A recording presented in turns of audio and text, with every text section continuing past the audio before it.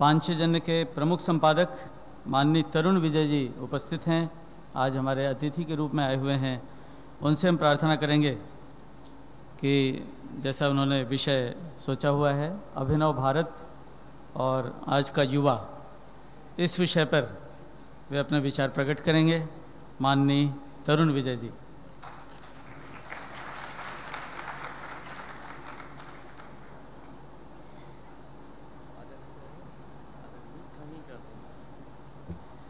श्रद्धेय डॉक्टर साहब के इतने प्रेरक उद्बोधन के बाद कुछ बोलने की अब आवश्यकता प्रतीत नहीं होती। मैं तो मंत्रमुग्ध रह गया और इच्छा थी कि वे और बोलते ही रहें और हम उनसे प्रेरणा ग्रहण करते रहें। मंच पर उपस्थित श्रद्धेय डॉक्टर प्रणव पंड्या जी, देव संस्कृति विश्वविद्यालय के कुलपति मिश्रा जी और देव संस्कृति के प्रखर ऊर्जामय प्रज्ञामय संवाहक बंधुओं बहनों और मातृशक्ति, आप सबको मेरे प्रणाम। यहाँ आकर एक तीर्थ स्थान में अवगाहन करने जैसा अनुभव हो रहा है, जहाँ पे संत शक्ति हो, जहाँ पे सदाचार की बातें हों, जहाँ पे भारत के नूतन भविष्य को गढ़ने के संकल्प हों, जहाँ पे वीरता पराक्रम शौर्य की चर्चा हो, जहाँ पर हिमालय की ऊंचाई हो, जहाँ पर गंगा सी निर्मलता हो, वहाँ पे प्रज्ञा प्रवाह क्यों नहीं देखने को मिलेगा। इस प्रज्ञा प्रवाह में आकर मैं अपने सौभाग्य को सराह रहा हूँ और ये सौभाग्य मुझे अनार्जित सौभाग्य ही लगता है, क्योंकि पत्रकारिता के पंख में रहते रहते इस जन्म में कोई ऐसा अच्छा काम किया होगा कि इन तीर्थ स्थलों में आने का अवसर मिले, यह मैं मानता नहीं।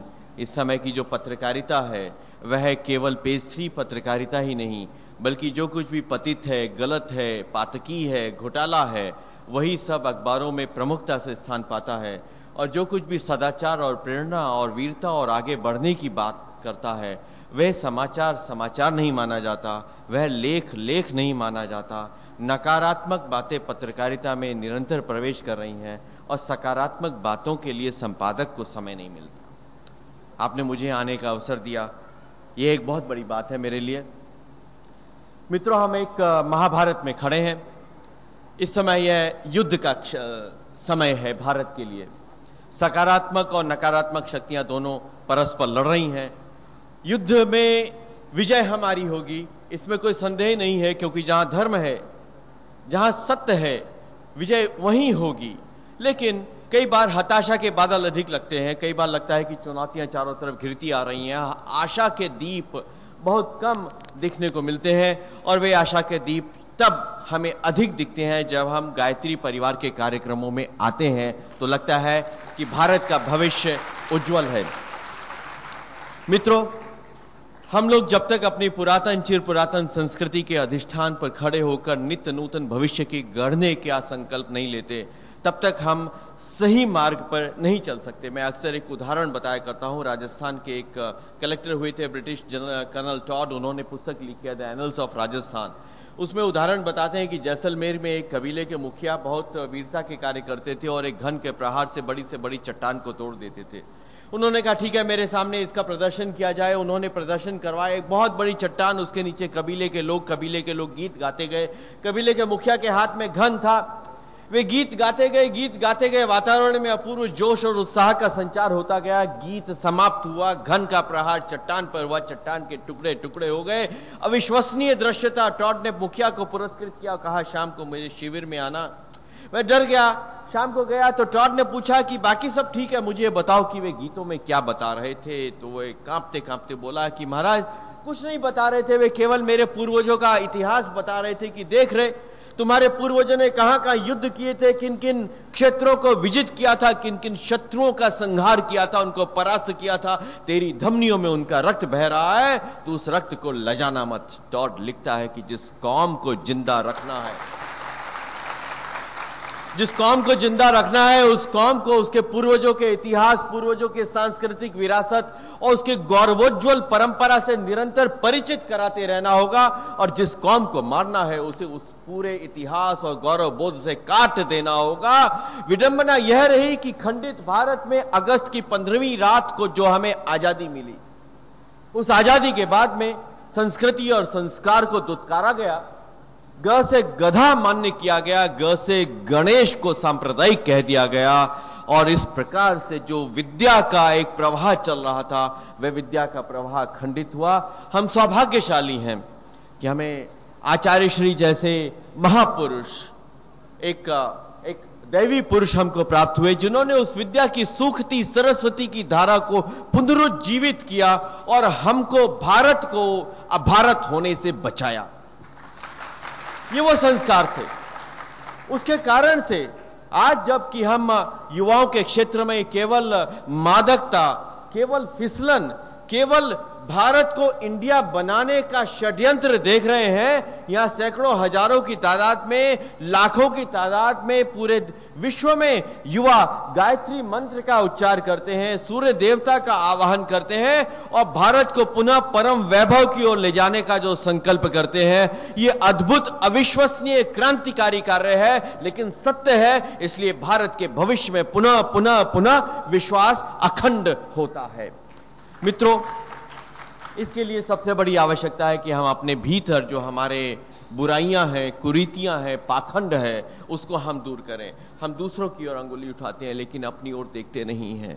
हम लोग चराचर जगत में राम के दर्शन करते हैं, ईश्वर के दर्शन करते हैं, लेकिन वही राम और ईश्वर लिए जब कोई दूसरा व्यक्ति माना जाता है कि ये दूसरी जाति का है, तो उसके साथ हम पशुवत व्यवहार करते हैं। यह व्यवहार स्वामी विवेकानंद के समय में भी था, जिन्होंने कहा था कि विश्व में कोई ऐसा धर्म नहीं है जिसके आदर्श, जिसकी प्रेरणाएं, जिसके उपदेश इतने महान हो, लेकिन उस धर्म के ऐसे अनुयायी भी विश्व में नहीं मिलेंगे जो अपने ही सहधर्मी बंधुओं के साथ में केवल जाति के आधार पर इतना भयंकर भेदभाव करते हो। अभी डॉक्टर साहब बता रहे थे, हमारे गांवों में, क्षेत्रों में, देहातों में आज भी छुआछूत विद्यमान है, आज भी छुआछूत विद्यमान है।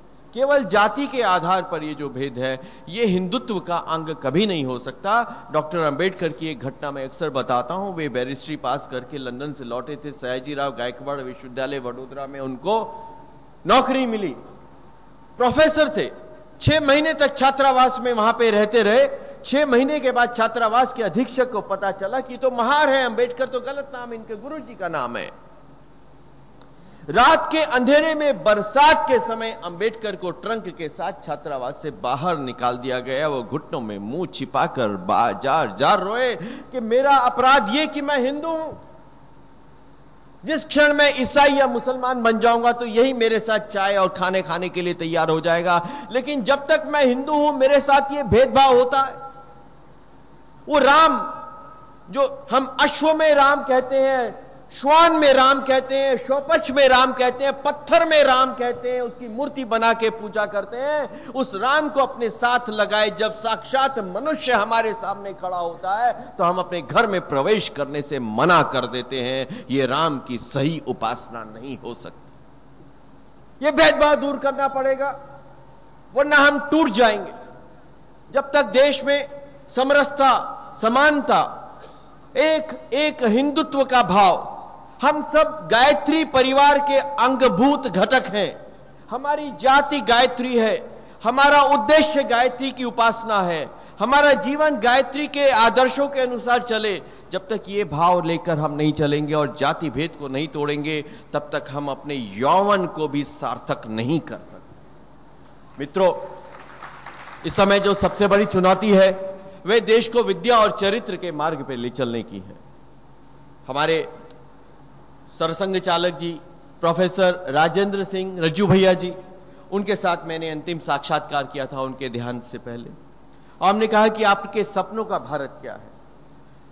तो उन्होंने कहा कि मेरे सपनों का भारत वह नहीं है कि जो शक्ति और पैसे के बल पर दुनिया में जाना जाए। भारत की हमेशा से विश्व में प्रतिष्ठा केवल 2 ही कारणों से होती आई है और हो सकती है, और वह है विद्या और चरित्र के बल पर। विद्या और चरित्र ही दुनिया को भारत की सबसे बड़ी देन रही है। हम लोगों के ऋषि मुनि वैज्ञानिक हजारों वर्षों से, जब विश्व में पश्चिम के लोग जो हैं वे बंदरों की भांति पेड़ों पर लटकते थे, तो उन्होंने पृथ्वी की परिधि नापी थी, उन्होंने पाई का मान नापा था, उन्होंने प्रकाश की गति नापी थी। आज हम देखते हैं कि वैज्ञानिक कहते हैं कि एक नहीं अनेक सूर्य हैं। उपनिषदों में आता है सर्वे दिशायाम सूर्यः सूर्यः सूर्यः, सैकड़ों हजारों सूर्य हैं।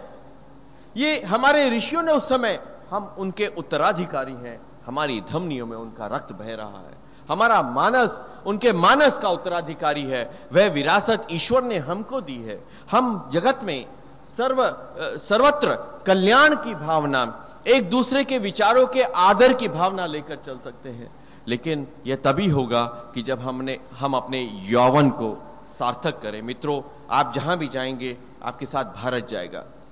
आप चाहे दुनिया में जो भी नाम कमा लें, आप किसी भी देश का पासपोर्ट ले ले, भारत आपके चेहरे से कभी मिट नहीं सकता। अब हांगकांग में वहां के अरबपति उद्योगपति हैं बॉब हरीलीला, उनको पिछले समय प्रवासी भारतीय सम्मान भी मिला। उनका मैंने इंटरव्यू किया था तो उन्होंने मुझे अपने बचपन की एक घटना बताई। जब वे 13 वर्ष के थे तो उनकी मां ने कहा कि बेटा तुम 3 महीने के लिए हिंदुस्तान जाओ और वो देख के आओ। पहली बार वो हिंदुस्तान आ रहे थे। उन्होंने कहा okay mom I will go. वो 3 महीने आए, जयपुर, दिल्ली और बॉम्बे 1-1 महीना रह के गए। वापस जब गए तो उन्होंने अपनी मां से कहा कि mom this is the last time that I have gone to India, never again ask me to go to India. इतना गंदा है, गर्मी है, करप्शन है, वहां के लोग अच्छे नहीं हैं, उनको अंग्रेजी ज्यादा नहीं आती है, तुम मुझे हिंदुस्तान भेजने के लिए क्यों कहती हो?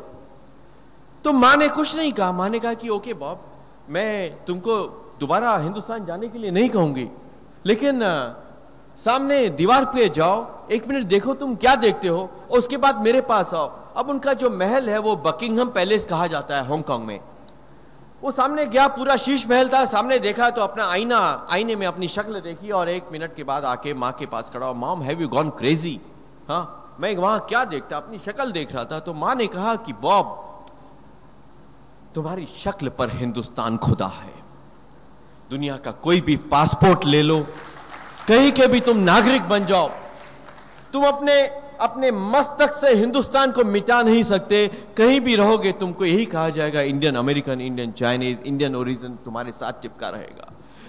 बॉब हरीलीला ने कहा वो दिन और आज का दिन, मैं हर साल 3 महीने, 4 महीने, 5 महीने के लिए हिंदुस्तान आता हूं और सबसे ज्यादा चैरिटी जो उनके पैसे की हैं वो चीन में नहीं हिंदुस्तान में खर्च करता हूं। तो मित्रों, ये एक जज्बा है, हमें हिंदुस्तान को आगे लेके चलना है।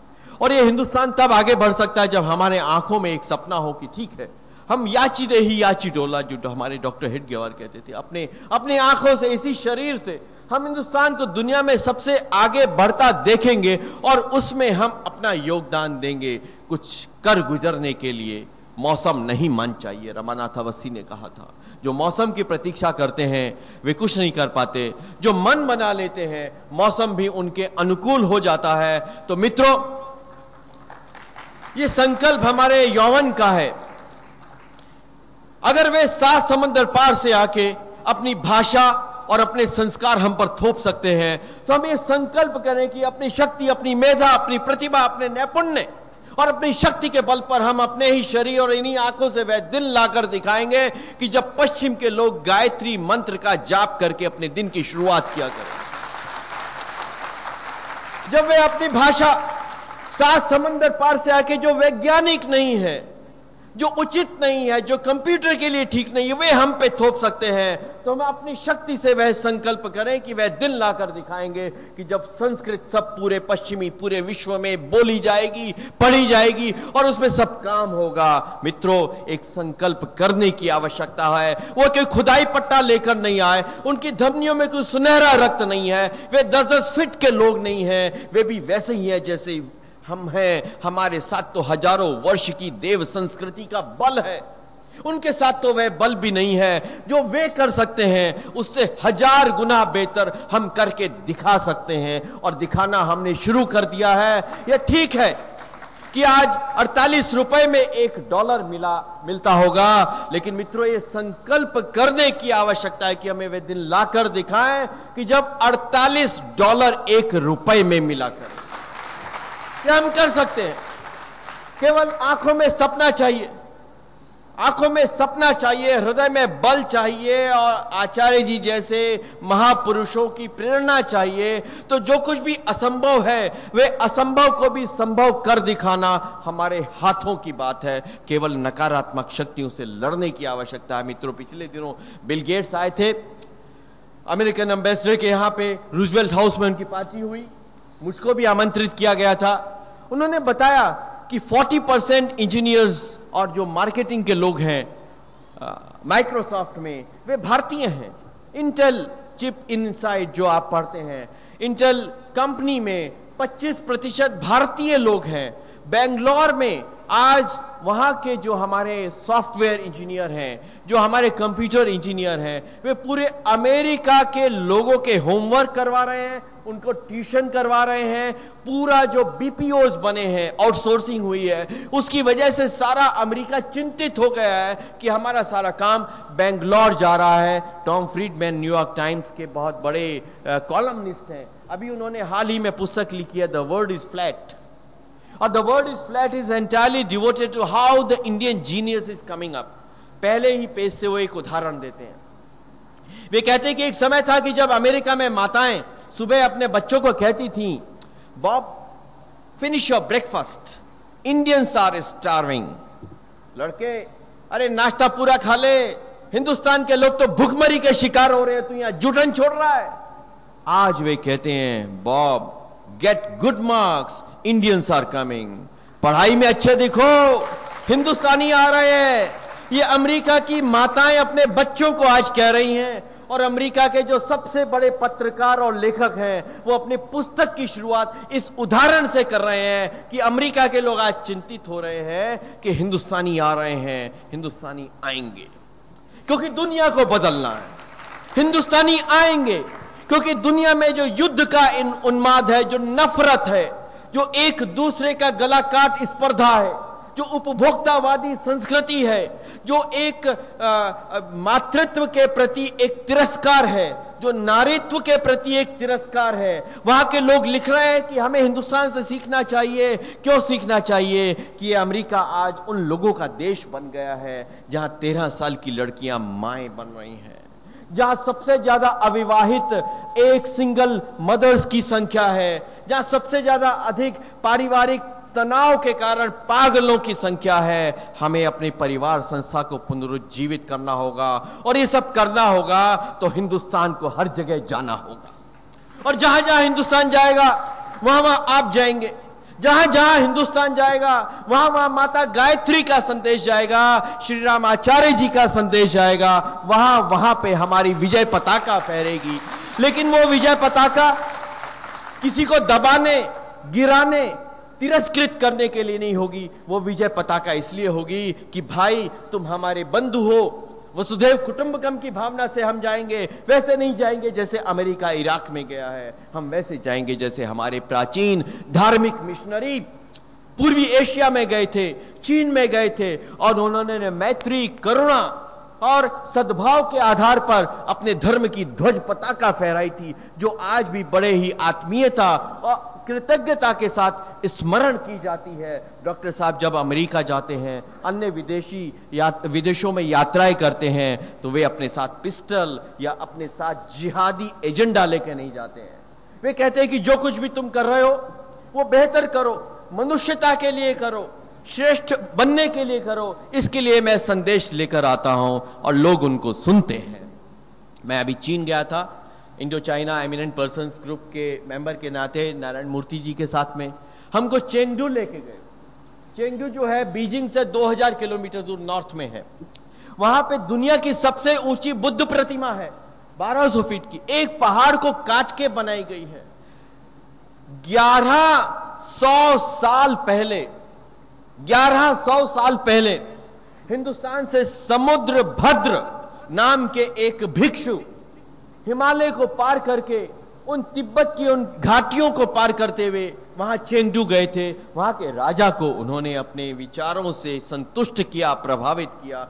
वे बौद्ध हुए और उन्होंने दुनिया की सबसे ऊंची बौद्ध प्रतिमा वहां पे बनाई। वहां पे जितने अंकित किए गए हैं आलेख कि यह प्रतिमा कब कैसे बनी, इसका क्या महत्व है, उस प्रत्येक आलेख की पंक्ति एक वाक्य से शुरू होती है, भारत से आया हुआ।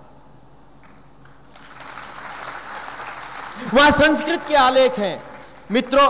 इसीलिए मैं कहता हूं, आपकी श्रेष्ठता में, आपके पराक्रम में, आपके शौर्य में, आपकी वीरता में हिंदुस्तान पुनरुज्जीवित होता है, हिंदुस्तान आगे बढ़ता है, वो हिंदुस्तान खूब आगे बढ़े, यही कामना है। लेकिन मित्रों, एक बात हमेशा याद रखना, आप देव संस्कृति के उपासक हैं, हम भी देव संस्कृति के उपासक हैं। हमारा कोई देवता निशस्त्र नहीं है। हमारा कोई देवता ऐसा नहीं है जिसने शत्रु को क्षमा किया हो।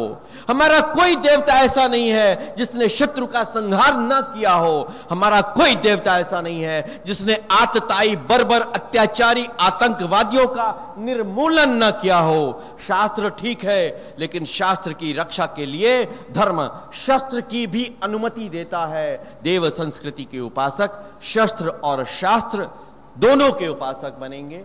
देव संस्कृति के उपासक संत और सिपाही के प्रतीक बनेंगे। यही आज के दिन का उद्घोष है, यही आज के दिन का संदेश है। मैं पुनः सबकी स्मृति में प्रणाम करते हुए वंदे मातरम कहता हूं और यह आशा करता हूं कि यह संदेश दिग दिगंत में जाएगा और दिग दिगंत में वंदे मातरम गूंजेगा और वंदे मातरम के विरोधियों को हम यहीं परास्त करेंगे, क्योंकि सारी दुनिया में जो परास्त नहीं हुए उन्हें अंततः भारत में परास्त होना पड़ा और आगे भी होंगे। जय भारत।